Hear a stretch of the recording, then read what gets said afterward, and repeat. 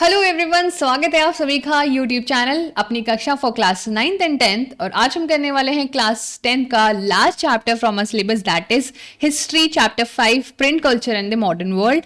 चलिए फटाफट से एक बार कंटेंट देख लेते हैं चैप्टर का। तो सबसे पहले हमें the first printed books, print revolution, its impact, reading mania, 19th century, India and the world of print, religious reforms and public debates, कुछ नई फॉर्म्स ऑफ पब्लिकेशन और प्रिंट सेंसरशिप, ये सारे टॉपिक आज के चैप्टर में कवर करने हैं। अगर हम इस चैप्टर की इंपॉर्टेंस समझे फ्रॉम द एग्जाम पर्सपेक्टिव, तो ये चैप्टर कंप्लीटली आ रहा है और बहुत इंपॉर्टेंट है। सेकेंडली, अच्छे खासे थ्योरेटिकल क्वेश्चंस यहाँ से आराम से आपको देखने को मिल जाएंगे। अब बात करते हैं चैप्टर के बारे में। What is this chapter about? Basically बच्चे लोग, जो भी चीजें आपके आसपास दिख रही हैं, जैसे कि फॉर एग्जांपल एनसीईआरटी आपको मेरे पीछे दिख रही है, ये एक प्रिंट फॉर्मेट में है। पर पहले कुछ ऐसा समय था जब प्रिंट बहुत ही आसानी से मिलता नहीं था, या फिर वो टेक्नोलॉजी आई भी नहीं थी और लोग हाथों से कुछ कलाकारी करके लिखने पढ़ने लगे थे। बट इवेंचुअली जैसे जैसे डिमांड्स बढ़ती गई तो टेक्नोलॉजी इन्वेंट होती गई और बहुत सारे बदलाव आते गए, और इस टेक्नोलॉजी की वजह से प्रिंट कल्चर में बहुत सारे चेंजेस आए। वो economic, social and political front हर जगह आए। बहुत जगह क्रांतियां हुई क्योंकि लोग पढ़ने लिखने लग गए, और वो एजुकेशन जब उनको मिलने लगी तो उनके दिमाग के दरवाजे और अच्छे से खुले। तो ये कहानी कहाँ से शुरू हुई, इंडिया पर क्या इम्पैक्ट हुआ और क्या कंक्लूजन है, चलिए शुरू करते हैं।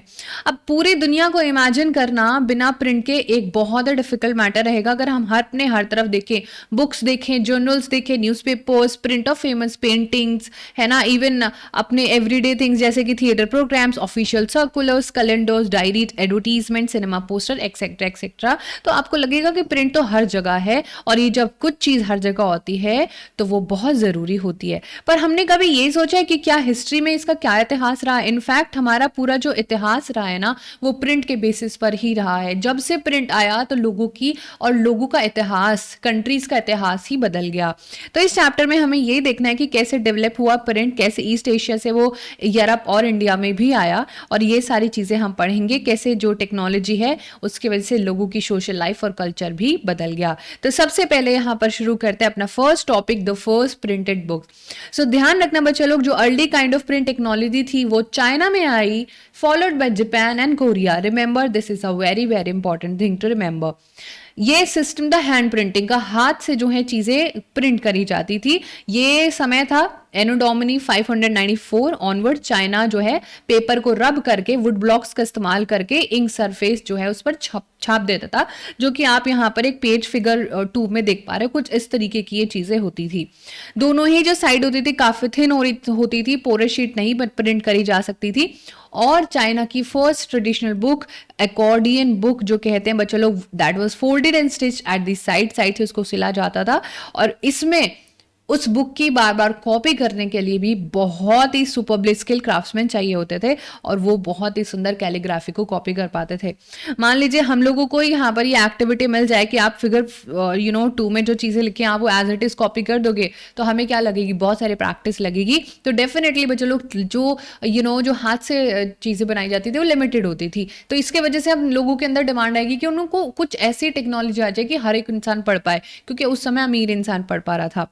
The imperial state in China was for a long time the major producer of printed material. China में ही शुरुआत हुई थी काफी समय तक, क्योंकि मैम वहां पर एक बहुत ही ज्यादा ह्यूज ब्यूरोक्रेटिक सिस्टम फॉलो होता था, जिसके थ्रू वो सिविल सर्विस एग्जामिनेशन लेते थे, जो कि इंडिया में भी होते हैं करंटली। उसके लिए एग्जाम जो लेते थे उसके लिए बच्चों लोग टेक्स्ट बुक छापी जाती थी, और बहुत सारे जो इंपीरियल स्टेट होते थे उनको पैसा देते थे लोगों को किताब छापने का। 16th सेंचुरी से बहुत सारे लोग यहाँ पर एग्जाम देने के लिए, क्योंकि बहुत ही अच्छी पोस्ट होती थी, आपको सरकार में सीधा पार्टिसिपेट करने का मौका मिलता था, आप रूल्स रेगुलेशन बना रहे हो, तो काफी ज्यादा डिमांड लोगों की होने लगी कि उनको सिविल सर्विस एग्जामिनेशन देना है।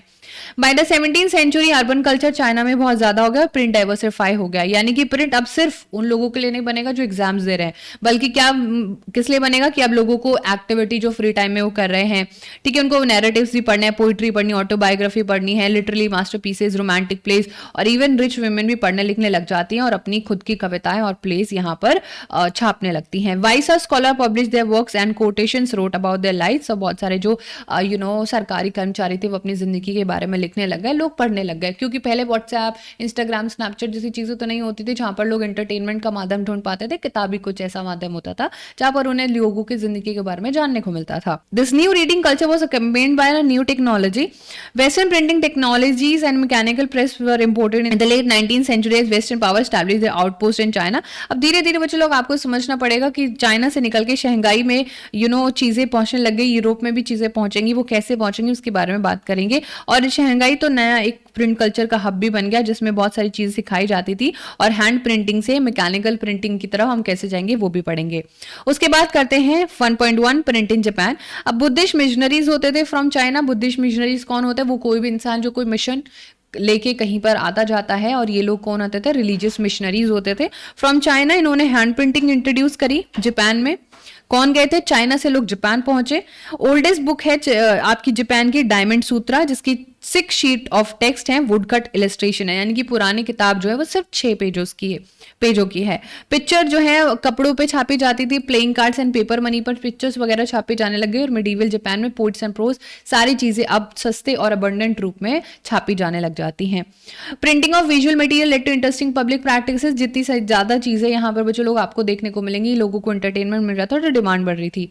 लेट 19th सेंचुरी में अर्बन सेंटर है एक अर्बन सिटी एडो, जिसको टोक्यो भी कहते हैं आज के टाइम में। इलस्ट्रेटेड कलेक्शंस ऑफ पेंटिंग्स जो हैं वो दिखाई जाती थी, अलग अलग आर्टिस्ट होते थे, कॉर्टिशन, बहुत सारी टी हाउस गैदरिंग्स होती, जो अमीर अमीर लोग होते थे उनके पिक्चर छापे जाते थे।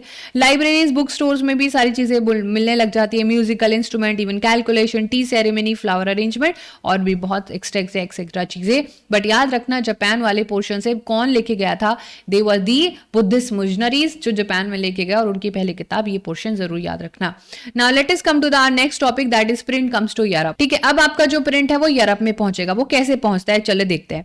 बहुत सारी सदियों तक जो सिल्क और जो मसाले होते थे, China flowed into Europe through the silk route. Silk route के बारे में हम अच्छे से पढ़ के आ चुके हैं यहाँ पर, राइट। तो पहले चाइना क्या है, सिर्फ मसाले और सिल्क दे रहा था, but after the 11th century China का जो पेपर था वो यूरोप पहुंच गया, उस सेम रूट से ही। कैसे पहुंचा वो भी देखेंगे।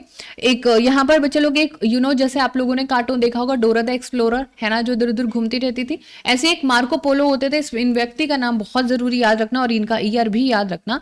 1295 मार्को पोलो, जब तक हमारा कोई नामो निशान भी नहीं था, इतनी पुरानी बात है ये, ठीक है। एक बहुत ही बड़े ग्रेट एक्सप्लोरर थे ये। इटली जाते हैं बहुत सालों तक चाइना को एक्सप्लोर करके, और यहाँ पर वो बहुत ही यूनिक चीज नोटिस करते हैं, that was the hand printing. अब जैसे ही यहाँ पर अब हम लोगों ने भी पढ़ा कि चाइना के पास वुड ब्लॉक प्रिंटिंग आ गई थी, मार्को पोलो ये नॉलेज अपने साथ वापस ले जाता है, और सब लोग जब वो ये प्रैक्टिस वहां पर करने लगता है तो सारे लोग उसको देख देख के कॉपी करने को जो है रेडी हो जाते हैं। वो अपने खुद भी लग्जरी एडिशंस जो है वो हाथ से लिखी जानी चीजें वहां पर अपने घर पे बनाता था, उनको बेचने जाता था। और याद रखना बच्चों, जो वेलम होता है ये पार्चमेंट होता है, एनिमल स्किन पर चीजें लिखी जाती थी। तो ऐसी ऐसी चीजें मार्को पोलो यानी कि इटली में हो रहा था। ये थोड़े अमीर लोगों के लिए हो रहा था, अदरवाइज जो बाकी चीजें होती थी वो वुड ब्लॉक प्रिंटिंग यहाँ पर हो रही थी। मर्चेंट और स्टूडेंट जो होते थे वो चीप प्रिंटिंग कॉपीज खरीदते थे, और धीरे धीरे हुआ ये कि जो डिमांड थी ना बुक्स की वो बढ़ गई। अब हर किसी को क्या है कि जो जितने भी लोग पैसा कमाना चाहते थे उन्हें लगे कि बुक सेलिंग एक अच्छा प्रोफेशन है, तो बहुत बढ़िया इसमें करा जा सकता है, तो बहुत जगह मेले लगने लग गए। Production of hand written manuscript was also organised in ways to meet the expanded demand. अब बहुत सारे हाथ से चीजें लिखी जाने लग गई, और जो आपके स्क्राइब्स और स्किल्ड हैंड राइटर्स होते थे वो जो है वेल्दी नहीं बल्कि वो क्या है हर गरीब के लिए भी वो जो है काम करने लग गए। एक जगह पर 50 से ज्यादा लिखने वाले काम करते थे। But the production of hand written manuscript could not satisfy the ever increasing demand for book. अब ऑब्वियसली बात है, जो चीज हाथ से छापी जाती है वो लिमिटेड होती है। For example if you make a handmade card for your friends और फैमिली, तो आप लोग बहुत मेहनत डाल के उसमें जो है बहुत दिनों तक आप उसमें कुछ ना कुछ एड ऑन करते रहेंगे, अभी वो आपको अच्छा लगेगा, फिर आप एक ग्रीटिंग कार्ड तैयार करेंगे, है ना, फिर उसको देंगे। अदरवाइज आप मार्केट से जाके फटाक से लेके आ जाते भाग के, है ना, तो आपका कितना सारा समय बचता है। जस्ट लाइक दैट बच्चे लोग, जो चीजें हाथ से बनाई जाती थी, जो किताबें हाथ से बनाई जाती थी वो काफी ज्यादा कम अवेलेबल थी, और कुछ लोग ही उनको अफोर्ड कर पाते थे। बट इतनी ज्यादा डिमांड्स लोगों की बढ़ने लग गई कि सब लोगों का व्हाट्सएप पे अकाउंट बनाना है, सब लोगों को इंस्टाग्राम पे अकाउंट बनाना है, बट लिमिट है कि 50 ही लोग बना सकते हैं। तो आप सोच सकते हो कि कुछ ना कुछ इन्वेंशन यहाँ पर किया जाएगा, ठीक है। तो और उसी के साथ साथ पता है क्या, कॉपी बहुत ही एक एक्सपेंसिव काम होता था, बहुत ही उसमें मेहनत लगती थी और टाइम कंज्यूमिंग बिजनेस था एक। मैन्युस्क्रिप्ट बहुत ही ज्यादा नाजुक होती थी, पानी में भीग जाती थी तो सब कुछ खराब हो जाता था, है ना, बहुत ही ऑकवर्ड थी, कभी उनके पन्ने गिर जाते थे, इधर उधर हो जाते थे और उनको इधर एक जगह से दूसरी जगह भी नहीं लेके जाया जा सकता था। जैसे कि आपने देखा होगा कि आपके दादाजी के पास या किसी टीचर के पास आपके बहुत ही पुरानी सी कोई डायरी है जिसके पन्ने में निकले हुए हैं, बट फिर भी वो उसको अपने दिल से लगा के रखते हैं, है ना। सो ये सारी चीजें बच्चे लोग, सर्कुलेशन काफी लिमिटेड था, डिमांड्स बढ़ती रही थी और वुड ब्लॉक प्रिंटिंग और ज्यादा डिमांड में होती गई। By the early 15th century अब ये यूरोप के हर कोने में पहुंच गई, कौन, would block printing. But clearly अभी हमें ये था कि कुछ तो करना पड़ेगा, एक नया इन्वेंशन करना पड़ेगा, and this could only with the invention of a new print technology, और ब्रेक थ्रू आया भी। स्टेटसबर्ग जर्मनी के एक व्यक्ति जॉन ग्यूटेनबर्ग ने पहली प्रिंटिंग प्रेस 1430s में बना ली, यानी कि लगभग काफी समय लगा। मार्को पोलो 1295 में आ गए थे घूम फिर के इटली वापस, but it was in the 14th century when finally a printing press was discovered. Until then only wealthy people या फिर बहुत कम लोग ही पढ़े लिखे होते थे। अब प्रिंटिंग प्रेस, ये बात है कि आप लोगों के पास, सब बच्चों के पास एनसीईआरटी है, और लगभग क्लास 10th में जितने बच्चे अपीयर करें, everyone has a NCERT for every subject. Imagine कि ये चीज लिमिटेड होती तो कितने कम लोग पढ़ पाते, राइट। तो चलिए शुरू करते हैं ग्यूटेनबर्ग और उसकी प्रिंटिंग प्रेस। ग्यूटेनबर्ग एक बेटा था मर्चेंट का, जो कि बहुत बड़े फार्म हाउस, एग्रीकल्चर एस्टेट थे उनके। बचपन से ही उसने वाइन एंड ऑलिव्स प्रेसेस होते हुए देखा था, जिनसे जूस एंड वाइन्स वगैरह बनाई जाती थी, ठीक है। ही learn the art of polishing stones, became a master goldsmith, और एक सुनार भी बन गए। और इनको बहुत सारे जो शेप्स होते हैं माउल्ड्स वगैरह के, है ना, आप लोगों ने कभी देखा हो, जो मिट्टी के जो चीजें बनाते हैं वो अलग अलग शेप्स दे देते हैं, तो है ना, हाथ से चीजें बनाते हैं। तो इस तरीके से जो जॉन ग्यूटेनबर्ग थे बहुत सारी नॉलेज रखते थे, और इन्होंने अपने इस जो भी इनको यहाँ पर इन्होंने चीजें नॉलेज गेन करी थी, उसको एक इन्वेंशन कर दिया। ऑलिव प्रेस जो उन्होंने देखा था वो मॉडल कर लिया प्रिंटिंग प्रेस का, और जो मॉल्ड्स बनाते थे ये मेटल का अलग अलग शेप देते थे, यानी कि जैसे कभी कभी पाइनएप्पल का कोई कुछ पहनता है ना, कोई आंख का जो है पूरा पहनता है, जैसे बिग बॉस की आंख होती है, ठीक है। सो ये लेटर्स होते हैं अल्फाबेट के। तो जॉन ग्यूटेनबर्ग ने 1448 में ये पूरा सिस्टम परफेक्ट कर लिया, और उन्होंने अपनी पहली किताब भी प्रिंट कर ली, and that is known as Bible. 180 copies उन्होंने प्रिंट करी और 3 साल लगे, थोड़ा सा अभी भी स्लो था, but the standard of time that this was the fast production, but still ये बहुत ही फास्ट था। अब ये जो नई टेक्नोलॉजी थी, याद रखना बच्चों लोग, जो हाथ से लिखी हुई चीजें होती थी अभी भी उसको डिस्प्लेस नहीं कर पाएगी, इवेंचुअली कर पाएगी, बट बहुत ज्यादा लोग इतने जल्दी इसको अडेप्ट नहीं करेंगे। In fact printed book have first closely resemble the handwritten manuscript appearance and layout. जो पहले बुक किताब लगभग ऐसा लगता था हाथ से लिखी गई है। The metal letter imitated the ornamental hand style, तो ये बॉर्डर्स वगैरह उसमें लगाए जाते थे। प्रिंटेड बुक्स जो है वो रिच के लिए होती थी, इवन ब्लैंक पेज के लिए जो है स्पेस भी छोड़ दी जाती थी। अब हर एक इंसान अपना डिजाइन भी चूज कर सकता था, अपने बॉर्डर्स भी यहाँ पर चूज कर सकता था। In the 100 years between 1450 and 1550 printing press was almost set up in countries of Europe. तो जॉन ग्यूटेनबर्ग की कॉपी करते करते ऑलमोस्ट ये जो प्रिंटिंग प्रेस थी पूरे के पूरे यूरोप में लग गई। जर्मनी से लोग ट्रैवल करते थे, है ना, जर्मनी के लोगों को लेके जाते थे, क्योंकि जो प्रिंटिंग प्रेस का इन्वेंशन हुआ जर्मनी में हुआ, और वहां से लोग ट्रैवल करते थे और वहां पर बाकी जगहों पर इसका इन्वेंशन करके सारी चीजें करते थे। Second half of the 15th century में 20 million copies of printed book were flooded in the Europe markets, और 200 मिलियन कॉपीज हो गई 16th सेंचुरी तक। और ये वही समय है अब जब फ्रेंच रेवोल्यूशन का भी समय आने वाला है। The shift from hand printing to mechanical printing even led to printer revolution. ये जो अभी तक हमने पढ़ा यहाँ पर कि जो हैंड प्रिंटिंग होती थी अब वो मैकेनिकल प्रिंटिंग की तरफ चली गई, इसकी वजह से एक प्रिंट रेवोल्यूशन भी आ गया, यानी कि क्रांति आ गई। अब ये क्रांति किस चीज से रिलेटेड थी? क्या ये एक सिर्फ बदलाव था, या बुक्स को प्रोड्यूस करने का नया तरीका था जिससे लोगों की जिंदगी बदल गई, लोगों के रिश्ते बदल गए क्योंकि उनके पास नई इन्फॉर्मेशन और नई नॉलेज आती गई? बल्कि ये इंस्टीट्यूशन या अथॉरिटी से थी, बल्कि इसने बहुत सारे लोगों की पॉपुलर परसेप्शंस को तोड़ा और लोग बहुत ज्यादा जिंदगी में आगे बढ़े। सबसे पहले पहला टॉपिक है जो इस वाले सेक्शन का, अ न्यू रीडिंग पब्लिक। जैसे जैसे लोग पढ़ने लग जाएंगे, जैसे जैसे प्रिंटिंग प्रेस आती जाएगी, तो एक नई रीडिंग पब्लिक, क्योंकि उसके वजह से जो भी कॉस्ट थी वो कम हो गई। आप लोगों को पता है आपके घर में न्यूज़पेपर आता है, अगर नहीं आता है तो आपको पता है बहुत महंगा नहीं होता है न्यूज़पेपर, और हर रोज नया अपडेटेड न्यूज़पेपर आता है जो कि लगभग 14 to 15 पेजेस का होता है। नेट टाइम्स वो 20 to 22 पेजेस का भी होता है। कितना बड़ा सा न्यूज़पेपर होता है। तो आप समझ रहे हो कि कितना ज्यादा कॉस्ट रिडक्शन हो जाती है जब चीजें फटाफट छापी जाती हैं। टाइम लेबर भी यहाँ पर बच्चे लोग कम हो गया, जिसकी वजह से चीजें सस्ती हो गई, और जब चीजें सस्ती हो जाती हैं तो हर लोग उसे खरीद पाते हैं। अब जब हर लोग उसे खरीद पा रहे थे तो एक नया हर लोग पढ़ने लग गए। अब जब पहले जो चीजें एलिट्स लोगों को मिलती थी, उन लोगों को पागल बना रहे थे पूरा का पूरा, फ्रेंच रेवोल्यूशन वगैरह जो हम पढ़ के आए हैं। कॉमन पब्लिक भी अब जो है ओरल कल्चर सुनने लगेगी चीजों को, है ना, और वो जोर जोर से चीजों को फॉक टेल्स, बलाड्स वगैरह और जो भी धार्मिक किताबें होंगी वो पढ़ने लग जाएंगी। नॉलेज जो है ओरली भी ट्रांसमिट करेंगे और लोग परफॉर्मेंस भी देखेंगे। ये सारी चीजें हम पढ़ के आ चुके हैं। Before the age of print books were not only expensive, but वो सफिशिएंट नंबर में बनाई भी नहीं जा सकती थी। अब वो वाइडर सेक्शन ऑफ पीपल उसको पढ़ पा रहे थे, और एक नई ऐसी जनता जो कि अब पढ़ पा रही थी, और वो जनता जो पढ़ पा रही थी वो सही गलत आपको बता पाएगी। But the transition was not so simple. जितनी सिंपल ये दिख रही है बिल्कुल भी इतनी सिंपल नहीं थी। बुक्स वही लोग पढ़ पाते थे जो पढ़े लिखे होते थे, बट लिटरेसी यूरोप में बहुत समय तक काफी लो थी। हेंस ये हम कह सकते हैं कि जो इतना ज्यादा डिमांड था, तो जो पब्लिशर्स थे वो क्या करते थे, ऐसे कौन से टैक्टिक्स जो है अपने दिमाग में बताते थे कि ताकि उनकी बुक्स जो है बिक जाए। तो वो बहुत बार क्या करते थे कि वो ऐसी कहानियां पिक्चर बेस्ड जो है प्रोफ्यूसली उसमें पिक्चर यूज करते थे, क्योंकि ताकि इंसान खुद का दिमाग लगाए और वो समझ जाए कि क्या एक्चुअल में इसमें हो रहा है। तो ये सारी चीजें हो रही थी, और भी लोग आपको देखने को मिलेगा। ऐसे जो गली नुक्कड़ होते थे जहाँ पर लोग इकट्ठा होते थे शराब वगैरह पीने के लिए, यहाँ पर लिखा हुआ है खाना वगैरह बाकी नुक्कड़ पे, जो गली नुक्कड़ पे दोस्त वगैरह मिलते हैं, वहां पर ये सारी चीजें बताई जाती थी और बहुत बार रिसाइट भी करी जाती थी। ओरल कल्चर एंटर कर गया, प्रिंट और प्रिंटेड मटेरियल उसको ओरली ट्रांसमिट करा जाने लग गया, and the line that separated the oral and reading culture became blurred. जो लोग पढ़ पा रहे थे और जो लोग सुन पा रहे थे उनके बीच में अब ज्यादा जो है यहाँ पर कमी आपको नहीं नजर आएगी। जो हियरिंग पब्लिक ही रीडिंग पब्लिक इंटरमिंकल हो जाती है।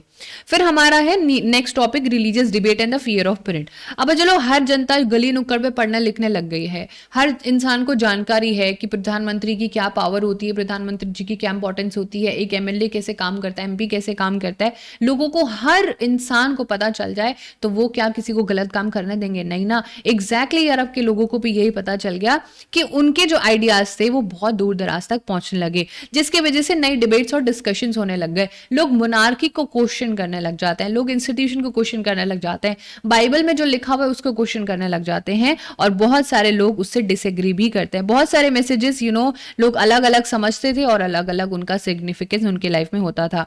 हर किसी ने वेलकम नहीं करा प्रिंटेड बुक्स का, और ये बहुत ही ऑब्वियस है। कुछ ही लोगों को डर भी लग रहा था, और डर लग रहा था जो किसी के साथ गलत कर रहे थे। यानी कि कौन हो सकते हैं वो, जल्दी से मुझे बताओ। Obviously those are the monarchs, जो किसी ना किसी हालत में लोगों को नीचा दिखाने की कोशिश कर रहे थे, जिन्होंने कुछ पावर होल्ड करी हुई थी। सो उन लोगों को लग रहा था कि अगर जनता ऐसे ही पढ़ने लिखने लग गई तो वो क्या करेगी, वो धरने पर उतर जाएगी, इररिलीजियस चीजें करने लग जाएगी, और ऐसे में हम लोगों को थोड़ा सा कंट्रोल करना पड़ेगा ऐसी जनता पर, ताकि वो हमारे देश की वैल्यूज खराब ना कर दे। सो रिलीजियस अथॉरिटी और जो मोनार्क्स होते थे वो चाहते थे कि उनकी जो एंजाइटी है वो ये हो कि हम थोड़ा बहुत कंट्रोल लोगों पर करना शुरू कर दें।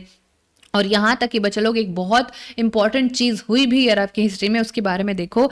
1517 में एक रिलीजियस रिफॉर्मर जो धार्मिक चीजों में सुधार चाहते थे, उनका नाम है मार्टिन लूथर, जिन्होंने 95 थीसिस लिखी, और वो जो भी प्रैक्टिसेस रोमन कैथोलिक चर्च करता था, लोगों के साथ डिस्क्रिमिनेट करता था, जो थर्ड एस्टेट के लोग होते थे उन्हीं से टैक्स लेता था, लोग इन सारे क्वेश्चंस को करने लग जाएंगे। और उसने अपनी, जब वो क्रिटिसाइज कर रहा था, एक कॉपी एक चर्च के गेट पर भी चिपका दी, और चर्च को इनवाइट करा कि आप मेरे सवालों का जवाब दो और मैं डिबेट के लिए रेडी हूं।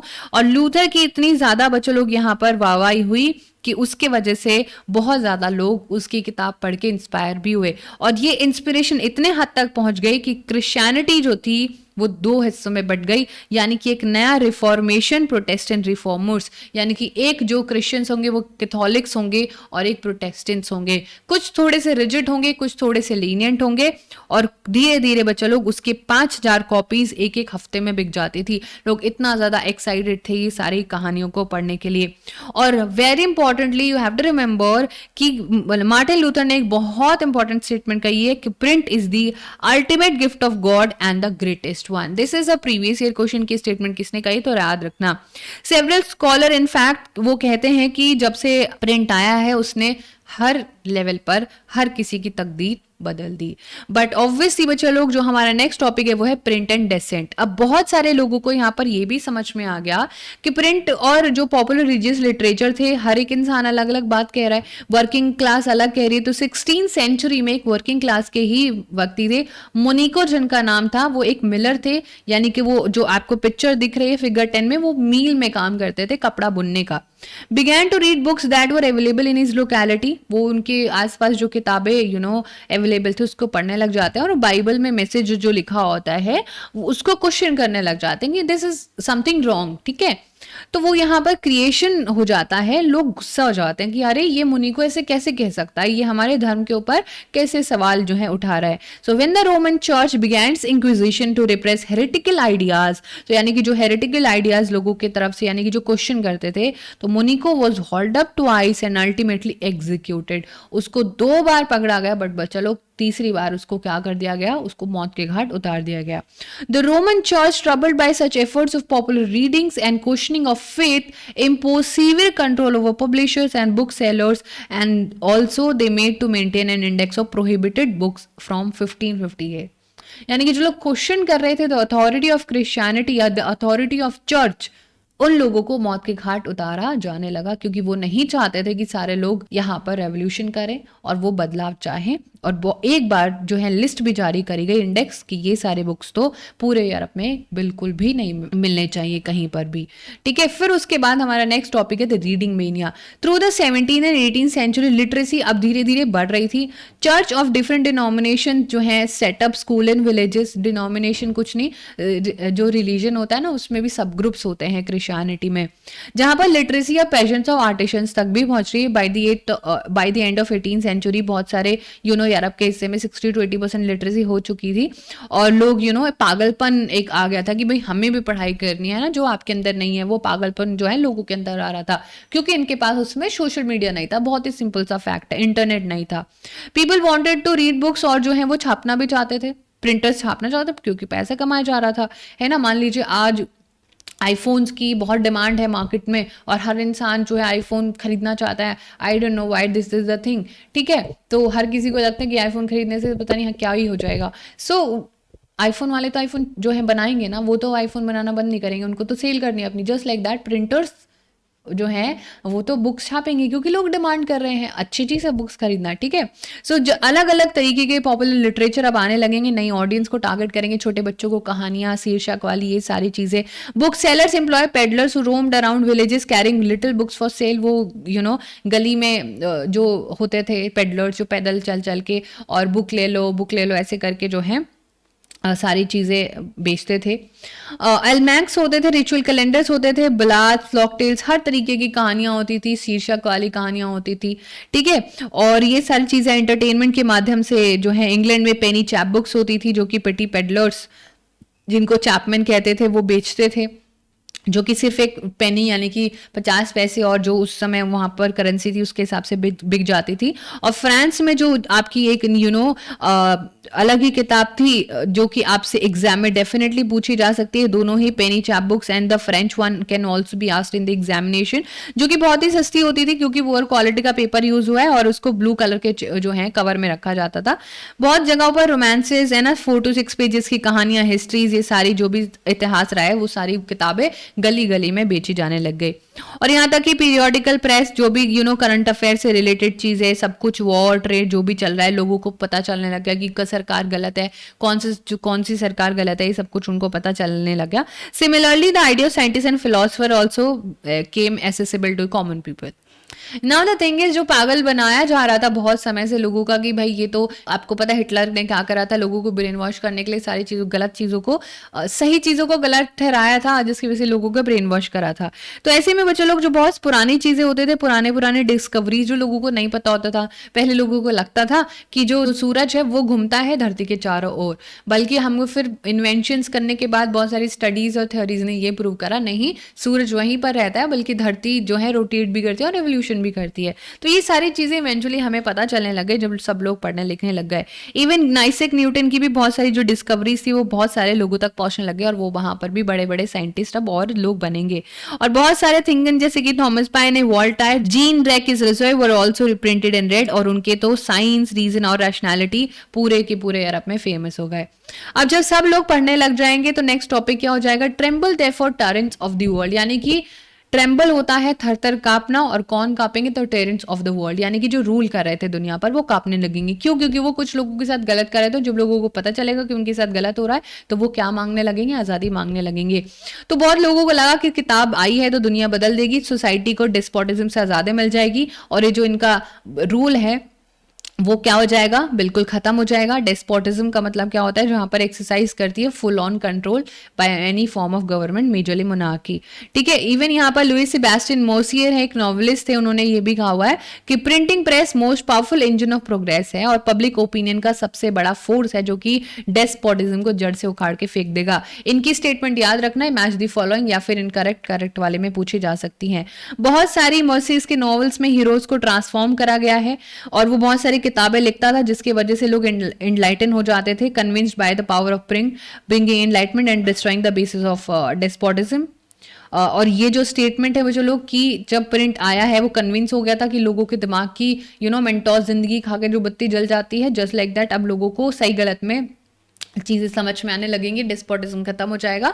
और मर्सियर ने प्रोक्लेम करा था, tremble therefore terrain of the world, tremble before the virtual writer, यानी कि जो सच लिख रहे हैं, जो एकदम सच की कहानियां सुना रहे हैं, अब सारे के सारे राजा महाराजा थर थर कांपने लगेंगे, और ये इतना ज्यादा कांपने लगेंगे which will even bring French revolution. तो प्रिंट कल्चर का कैसे फ्रेंच रेवोल्यूशन में भी रोल है। बहुत सारे हिस्टोरियंस बच्चे लोग कहते हैं कि अलग अलग कंडीशंस हैं, बट कुछ कनेक्शन तो डेफिनेटली है। पहला करेक्शन ये है प्रिंट कल्चर का रेवोल्यूशन लेके आने में, कि प्रिंट ने बहुत सारे जो आइडियाज थे वो बहुत ज्यादा क्या करे, लोगों को पॉपुलराइज करे। कलेक्टिवली बहुत ज्यादा लोग पढ़ते थे, सुपरस्टिशन, ट्रेडिशन, डेस्पोटिज्म को वो क्वेश्चन करने लग गए, और जब वो क्वेश्चन करने लग गए तो वो उसके पीछे रीजनिंग और रैशनैलिटी लगाते थे कि हम ही लोग क्यों टैक्स दे, भाई हम ही लोगों को कुछ बोलते हैं तो जेल में क्यों डाला जाता है, ये कैसे हमारे पैसों पर मौज ले सकते हैं।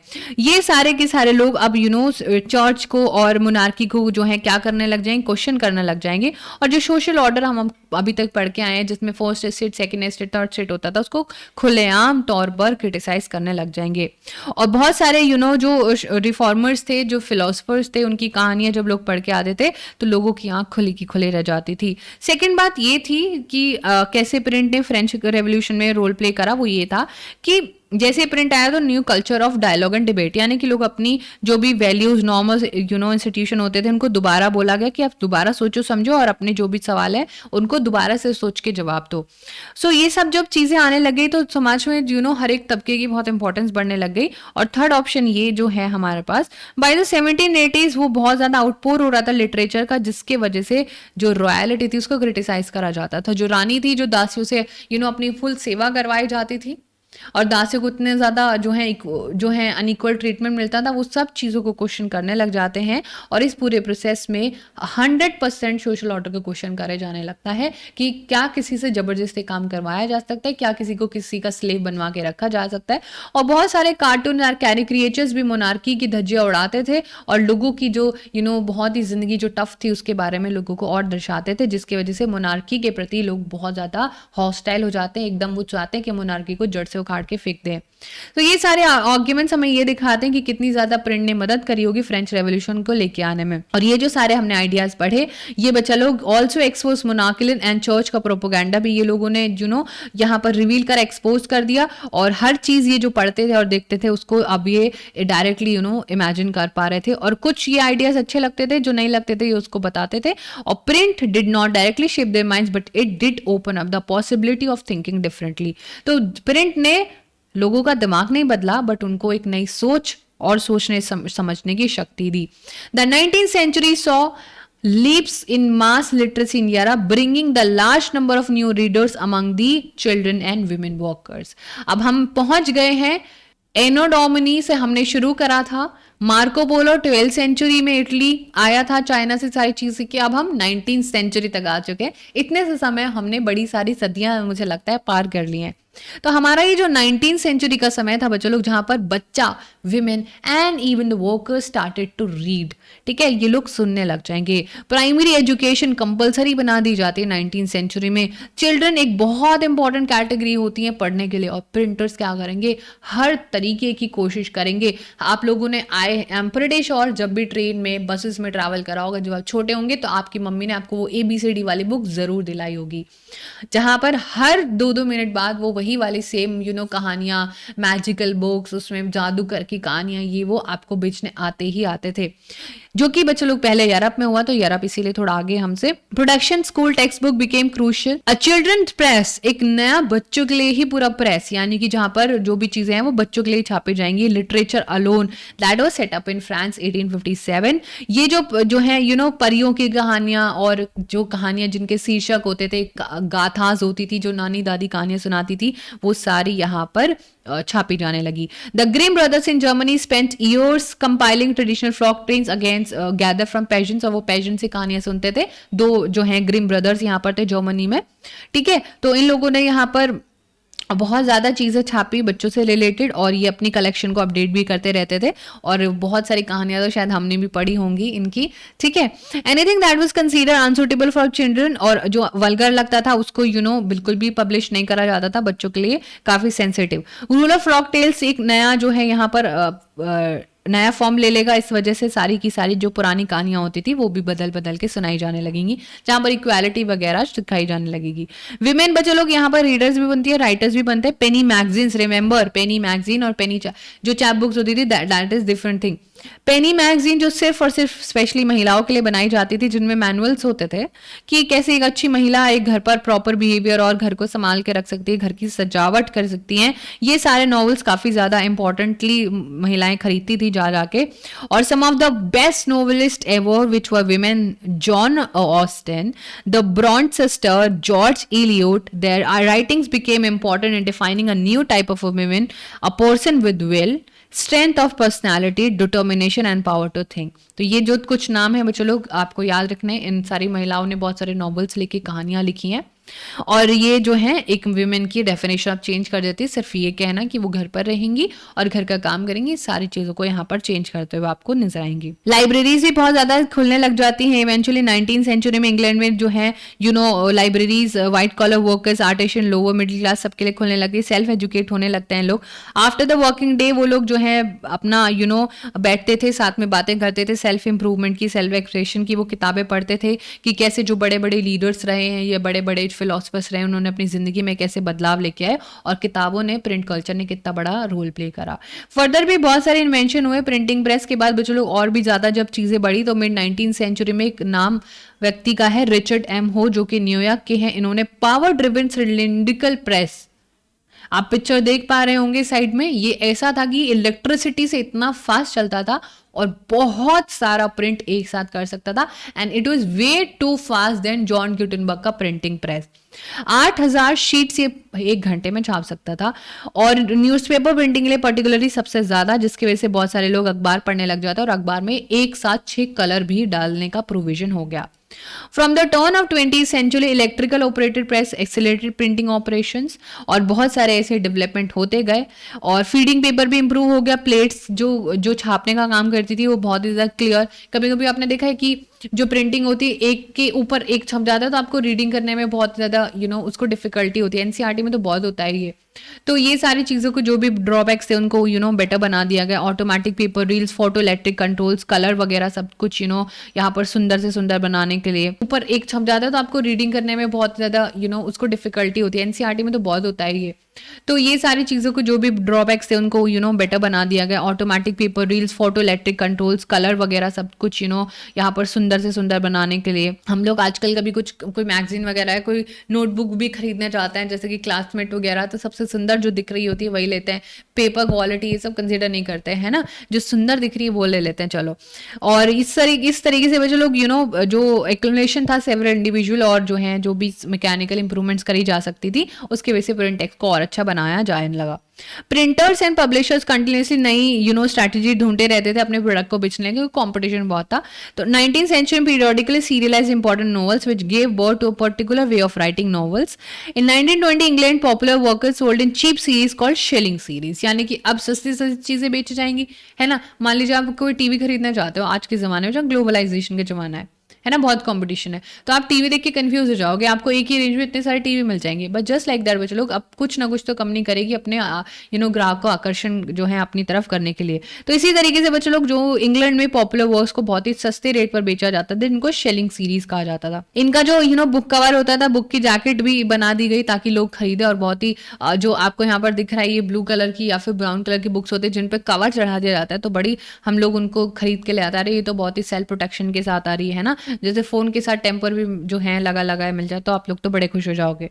With the onset of great depression in 1930s, अब आपको पता है ग्रेट डिप्रेशन आया जिससे पूरी इकोनॉमी दुनिया को बहुत फर्क पड़ा था, ठीक है। Fear the decline in book purchases, जब भाई लोग अब पैसा ही नहीं तो वो किताबें भी नहीं खरीद रहे थे, बहुत लोगों ने जो बैंक वगैरह थे सब गिर गए थे, तो ऐसे में इन लोगों ने अपने आप को बचाने के लिए बहुत ही सस्ती किताबें छापी, और वो कभी कभी अच्छे प्रिंट की भी नहीं होते थे। पर अब आ जाते हैं हमारा नेक्स्ट टॉपिक, और आपका और मेरा सबका फेवरेट टॉपिक, कि अब मैम थोड़ा इंडिया के बारे में पढ़ लेते हैं, यूरोप के बारे में तो बहुत हो गया। तो यूरोप के पहुंचते पहुंचते भाई इंडिया में भी आ गया हमारा कौन, प्रिंट। और प्रिंट इंडिया में क्या क्या बदलाव लेके आता है वो बात करते हैं। देखो, प्रिंट के आने से पहले अपने यहाँ पर होती थी मैन्युस्क्रिप्ट, और बहुत ही रिच और ओल्ड ट्रेडिशन है हमारी हैंडस्क्रिप्ट मैन्युस्क्रिप्ट की, जो संस्कृत, अरेबिक, पर्शियन और बहुत सारी वर्नाकुलर लैंग्वेज में लिखी जाती थी। मैन्युस्क्रिप्ट पाम लीव्स पर कॉपी करी जाती थी, और हैंडमेड पेपर इसमें इस्तेमाल करा जाता था। पेजेस को बहुत ही ब्यूटीफुली इलस्ट्रेट करा जाता था। फिगर 15 पॉइंट पर देख सकते हो, फिगर 14 में भी देख सकते हो, दोनों ही जो है अलग अलग भाषाओं की और अलग अलग धर्मों की दो किताबें हैं, और बहुत ही सुंदर तरीके से चीजों को दर्शाया जा रहा है। They would be either press between wooden covers और Swinney together to ensure preservation, या तो उनको क्या कर दिया जाता था, वुडन कवर्स के बीच में रखा जाता था, या फिर उनको सिल दिया जाता था। मैन्युस्क्रिप्ट काफी समय तक इंडिया में जो है काफी अच्छे से वर्क कर रही थी जब तक प्रिंट कल्चर नहीं आया था। बट ऑब्वियसली मैन्युस्क्रिप्ट हाथ से लिखी जा रही हैं तो बहुत ही हाईली एक्सपेंसिव और फ्रेजाइल यानी कि नाजुक होती थी, बहुत ही केयरफुली रखना पड़ता था, हर कोई नहीं पढ़ पाता था क्योंकि हर किसी का स्क्रिप्ट डिफरेंट स्टाइल होता था। So manuscript were not widely used in everyday life, तो उनको एवरीडे लाइफ में यूज नहीं करा जाता था।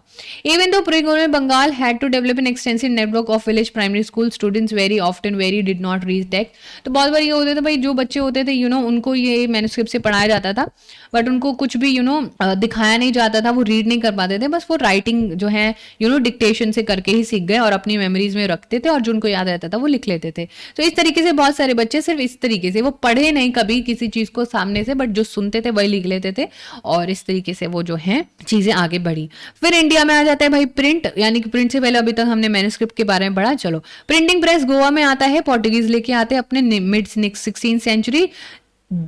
Gist priest learned Konkani and several other tracts by 1674। 50 books Konkani और कन्नड़ लैंग्वेज में लोगों ने छापनी शुरू करी।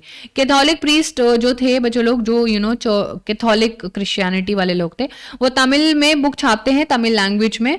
1579 कोचिन में, 1713 में फर्स्ट मलयालम बुक भी प्रिंट हो जाती है, and by 1710 Dutch protestant missionaries 32 Tamil text बनाते हैं और इन सारी चीज़ों को ट्रांसलेट करते हैं। English language press did not grow until in India, even जब तक जो ईस्ट इंडिया कंपनी अपने साथ इंग्लिश का बहुत ज़्यादा एम्फोसाइज लेके नहीं आएगी, तब तक वर्नाकुलर लैंग्वेज में इन्होंने यहाँ पर बुक्स छापनी शुरू करी थी। बट 1780 में James Augustus Hickey began to edit the Bengal gazette, weekly magazine, जिसको कहते थे commercial paper, open to all but influenced by none. अब ये जो आपको जेम्स ऑगस्टस हिक्की रखे हैं बच्चे लोग, इनकी क्या है, एक वीकली मैगजीन है बंगाल गजेटे, नाम याद रखना। ये एक प्राइवेट इंग्लिश एंटरप्राइज थे और ये अपने इंडिपेंडेंस के लिए बहुत ज्यादा बात करते थे। That began English printing in India. Hickey published a lot of advertisement including those that related to import and sale of slaves, यानी कि उन सारी गलत चीजों के बारे में बात करते थे जो अंग्रेज कर रहे थे भारत के लोगों के साथ। और ये यहाँ तक कि ये चीज भी छापते हैं कि कंपनी की सीनियर ऑफिसर्स कैसे इंडिया में लूट मचा रहे हैं और कैसे वो बर्बादी चाहते हैं इंडिया की। Enraged by this, governor general Warren Hastings prosecuted Hickey, यानी कि ये जो व्यक्ति थे बच्चों लोग कौन, जेम्स ऑगस्टस हिक्की, जो बंगाल गजेट वीकली मैगजीन में भारतीयों के साथ हो रहे दुर्व्यवहार के बारे में बताते थे। उस समय की governor general of east India company ने इनको प्रोसिक्यूट कर दिया और ऐसे बोला कि अगर कोई ऐसी खबर छापेगा, फॉल्स इन्फॉर्मेशन छापेगा या हमारे बारे में कुछ गलत बोलेगा तो उसका यही सिला होगा। By the close of 18th century बहुत सारे न्यूज़पेपर्स और जर्नल्स प्रिंट होने लगे। There was Indians too who began to publish Indian newspaper and the first to appear was the weekly Bengal gazette brought out by Gangadhar Bhattacharya who was very close to Raja Ram Mohan Roy. यानी कि जो हम लोगों ने पहली मैगजीन देखी वो एक फॉरेनर व्यक्ति ने छापी थी जो अंग्रेजों के बारे में उनकी सच्चाई जो है बयां कर रहा था, पर जो हमने इंस्पिरेशन ली, हमने भी जो वीकली यहाँ पर न्यूज़पेपर छापा उसका नाम रखा, वो उसी के इन्फ्लुएंस होकर रख लिया बंगाल गजेट, क्योंकि वो सही चीजों के बारे में बात करने लग जाएगा। From the early 19th century बहुत सारे बच्चे लोग चीजें रिलीजियस इश्यूज की तरफ भी दौड़ेंगे, क्योंकि इंडिया क्या है, एक बहुत ही ज्यादा डायनामिक और डाइवर्स कंट्री जहाँ पर बहुत तरीके की प्रैक्टिसेस होती हैं, लोग एक दूसरे की चीज़ों को कमेंट करते हैं, आर्ग्यू करते हैं, डिबेट्स को पब्लिकली करे जाने लगेगा, सारे के सारे जो नए आइडियाज थे वो चारों तरफ फैलने लगेंगे। This was a time of intense controversy between social and religious reformers and the Hindu orthodoxy where matters like widow immolation, monotheism, Brahmanical priesthood and idolatry, यानी कि लोग क्वेश्चन करने लग जाएंगे समाज और धर्म को, बोलेंगे कि ये इन चीज़ों में कुछ सुधार की जरूरत है।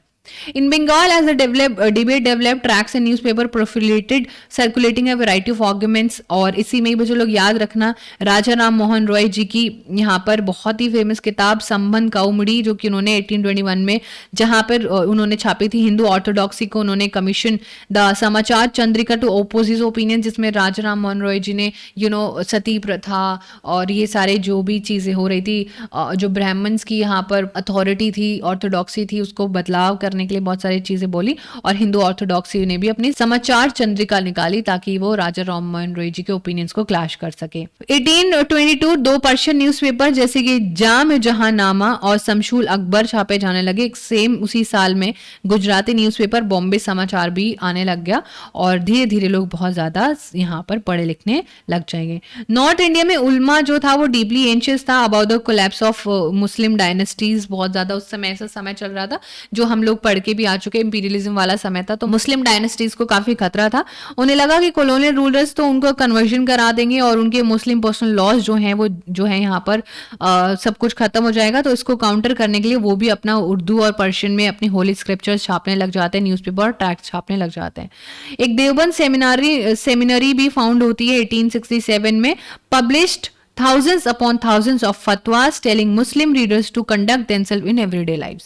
यानी कि जब सब तरीके से सब अपनी बात प्रोपोगेट कर रहे थे अलग अलग लेवल पे, कोई कह रहा था मेरी बात सही है, कोई कह रहा था मेरी बात सही है, तो इस समय पर बच्चों लोग रिमेंबर कि जो मुस्लिम लीडर्स थे वो फतवा जारी करते हैं, एक लीगल प्रोनाउंसमेंट जहां पर वो क्या चाहते हैं कि उनका कानून कैसा होगा, कौन कौन सी गाइडलाइंस फॉलो करनी है और उनको अपनी डेली लाइफ में क्या क्या चीजें फॉलो करनी चाहिए। Muslim sects and seminars appeared each with different interpretation of faith, each keen on enlarging its following. सब लोग अपने फॉलोअर्स बढ़ाने चाहते थे। उर्दू प्रिंट जो है इसमें बहुत ज्यादा बैटल में काफी फाइट करता है। हिंदूज में भी जो प्रिंट था वो काफी ज्यादा रिलीजियस और वर्नाकुलर लैंग्वेजेस में छापा जाने लग गया। और Ramcharitmanas of Tulsidas 16th century text which जो है कोलकाता 1810 में आया। By the mid 19th century सस्ती किताबें पूरे नॉर्थ इंडिया में बिकने लग जाती हैं। नावल किशोर प्रेस लखनऊ में, श्री वेंकटेश्वर प्रेस बॉम्बे में बहुत सारे धार्मिक किताबें वर्नाकुलर लैंग्वेज में छापी जाने लगती हैं। वर्नाकुलर लैंग्वेज जो मातृभाषा जो किसी एक लोकेलिटी में मिलती है, प्रिंटेड और पोर्टेबल होती हैं, लोग उसको पढ़ते हैं, अपना फेथ जो है जारी करते हैं और वो बहुत सारे पढ़े लिखे और अनपढ़ जो भी जितने भी लोग थे सब पढ़ पाते थे। इसीलिए रिलीजियस टेक्स्ट इंडिया में ज्यादा सर्कुलेट हुए, जिसके से डिस्कशन, डिबेट्स और कंट्रोवर्सीज हुई रेदर देन रेवोल्यूशन जैसी चीज कि हमें अंग्रेजों से आजादी चाहिए। यहाँ पर लोग जो है धर्म को लेके बंटने लगे। Print did not stimulate the publication conflict opinion among communities, it also connected communities and people in different part of India। ऐसा नहीं कि लोग लड़ते भी थे, बट बहुत ज्यादा लोग आपस में एक अपना कनेक्शन भी फील करने लग गए थे और न्यूज़पेपर्स जो हैं पैन इंडिया आइडेंटिटी क्रिएट करता था। यानी कि मान लीजिए कहीं पर गुजराती न्यूज़पेपर बन रहा है तो दिल्ली में लोग गुजराती न्यूज़पेपर खरीद रहे हैं, तो उनको लगता था कि भाई हाँ दिल्ली भी तो मेरी है, जस्ट लाइक दैट। अब नई फॉर्म्स ऑफ पब्लिकेशन आने लगती हैं। प्रिंटिंग जो है एक नई भूख पैदा कर देता है लोगों के बीच में। अब ज़्यादा से ज़्यादा लोग पढ़ना चाहते थे, अपनी एक्सपीरियंस जो है लाइफ का करना चाहते थे। और इस समय में नोवेल जो कि लिटरेसी फॉर्म यूरोप में डेवलप हुआ था, वो जो है बहुत ज़्यादा फेमस होता है। फॉर रीडर्स, लोगों को उनके एक्सपीरियंस के बारे में, जो भी उनकी ज़िंदगी में कहानियाँ हुई हैं, जो भी स्ट्रगल रहे हैं, उसके बारे में पढ़ना बहुत अच्छा लगता था। जैसे कि lyrics, short stories, essays about social and political matters in different way they reinforce and emphasise on human lifes and intimate feeling. और धीरे धीरे लोगों की जो पढ़ने की चीज़ें थी वो भी अब उनको और ज़्यादा चाहिए थी। अब जब 19th सेंचुरी का एंड आने लगा था तो new visual culture was also taking place. Visual है जो कि आप यहाँ पर देख पा रहे हो फिगर 17 में, जो आप इमेजिन कर सकते हो। यानी कि अब इस पिक्चर में 3 लोग हैं और आप इमेजिन कुछ करो तो कुछ ना कुछ तो कहानी आप अपने ब्रेन में बना ही लोगे। With the setting up of an increasing number of printing press, visual जो है वो मल्टीपल कॉपीज में पेंटर्स लाइक राजा रवि वर्मा, इनका नाम याद रखना, बहुत सारे इमेजेस ये मास सर्कुलेशन के लिए बनाते थे। Poor wood engravers who made wood block set up near the letter presses के वहाँ पर उनको जॉब मिल जाती थी ताकि उनके प्रिंट्स वगैरह लोग खरीदने लग जाएं।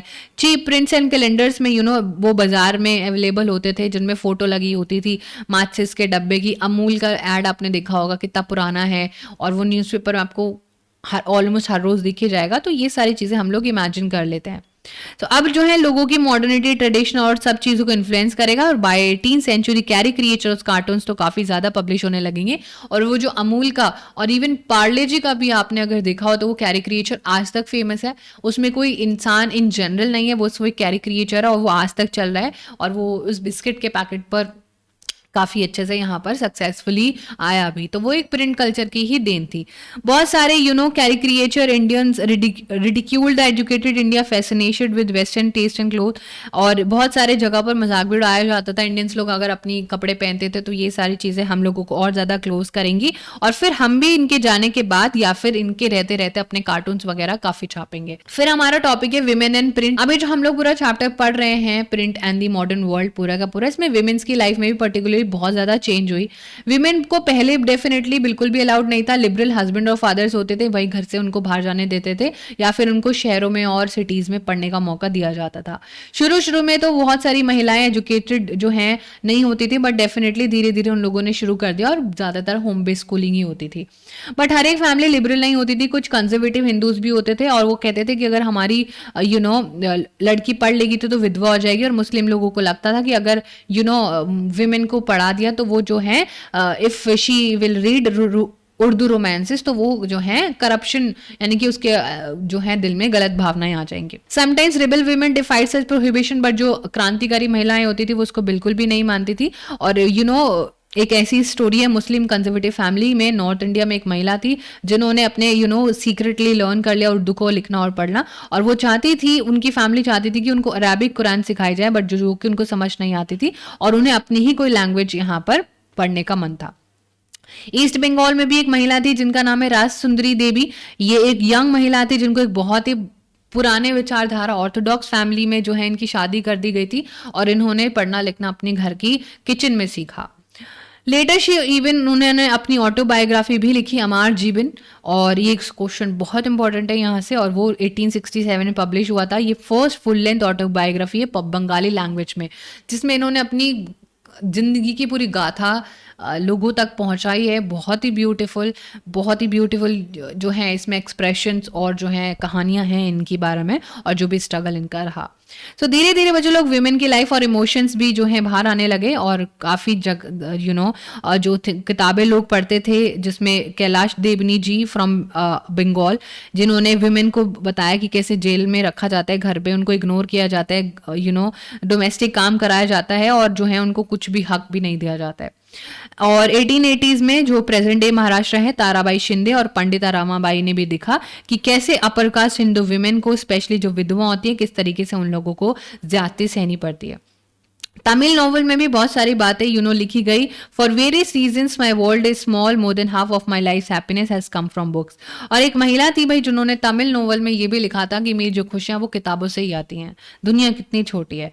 While Urdu, Tamil, Bengali and Marathi print had developed early, Hindi began seriously only from the 1870s। तो ये सारे जो वर्नाकुलर लैंग्वेज हमने पढ़े, हिंदी काफ़ी लेट आया और सून बहुत ज़्यादा जो हैं लोग जो हैं महिलाओं के लिए भी सारी चीज़ें मिलने लगी। जर्नल्स और जो भी सारी चीज़ें हैं वो महिलाओं के द्वारा लिखी जाने लगी। बहुत सारी महिलाएं उनके बारे में पढ़ेंगी भी, जहाँ पर एजुकेशन, जो विधवा हो गई हैं, विधवाओं की रीमैरिज और इवन नेशनल मूवमेंट में भी उनके बारे में बात करी जाएंगी और उनको सिखाया जाएगा कि ये सारी चीज़ें छोड़कर आप ज़िंदगी में और भी सारी चीज़ें कर सकते हैं। उसी के साथ साथ कुछ लोग पंजाब में भी आप लोग एक चीज़ देखोगे, सिमिलर फॉक लिटरेचर। और Ram Chadda publish the fastest selling Stri Dharma Vichar to reach women, कि विमेन को कैसे ओबीडियंट वाइस बनना चाहिए। Khalsa tract society publish cheap booklets with similar message and many of these women were in form of dialogue about the good qualities of a good woman। Bengal में देखिए तो entire area central Kolkata में जिसको बाटला कहते हैं was devoted to the printing of popular books. और यहाँ पर आपको हर एक किताब की सस्ती कॉपी मिल जाएगी, जो कि बहुत बार स्कैंडेलियस ऑब्सीन बातें भी इसमें लिखी होती थी। By the late 19th century बहुत ज़्यादा लोग पढ़ने लिखने लग जाएंगे, वो कलर्ड लिथोग्राफ्स वगैरह सब कुछ। और peddlers took the Battala publication to homes enabling women to read in their leisure time. So Battala के जो पब्लिशर्स थे वो घर घर जाके चीज़ों को बेचने लगेंगे और महिलाएं भी अब पढ़ने लिखने लगेंगी। जो हमारा अगला टॉपिक है that is print and the poor people. तो गरीब जो लोग थे उस समय, उन लोगों को प्रिंट से क्या फर्क पड़ा, एक बार ध्यान देने वाला टॉपिक है। बहुत ही सस्ती जो स्मॉल बुक्स होती थी मार्केट्स में आती थी और गली नुक्कड़ और किनारों पर जो मिलती थी, जब लोग ट्रैवल करते थे तो खरीद पाते थे। पब्लिक लाइब्रेरी जो बनाई गई थी वो उसके वजह से लोग पढ़ने लिखने लग गए। लाइब्रेरीज मोस्टली सिटी टाउन्स में ही होती थी, तो ज़्यादातर जो बच्चे लोग गांव में पढ़े लिखे होते थे मोस्टली ज़्यादा रिच और लोकल पेशेंट्स होते थे।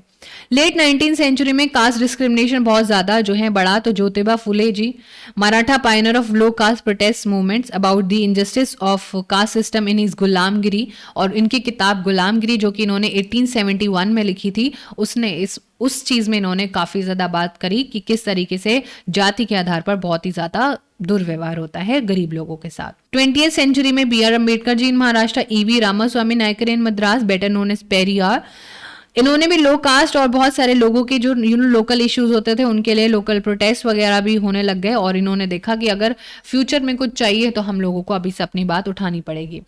वर्कर्स भी जो बहुत गरीब होते थे, जिन लोगों के पास बेसिक एजुकेशन नहीं होते थे, उनके लिए एक काशी बाबा कानपुर मिल वर्कर्स, जैसे कि मोनिको था एक, है ना, यूरोप की हिस्ट्री में, ऐसे इंडियन हिस्ट्री में काशी बाबा थे जो उन्होंने छोटे और बड़े का सवाल 1938 में लिखी थी और इन्होंने दिखाया कि कैसे जाति और क्लास के आधार पर लोगों के साथ दुर्व्यवहार होता है। कानपुर मिल वर्कर्स की जो यहाँ पर कहानियां थी, पोएम्स थी, बच्चे लोग who wrote under the name of Sudarshan Chakra between this time period were brought together and publish the सच्ची कविता है।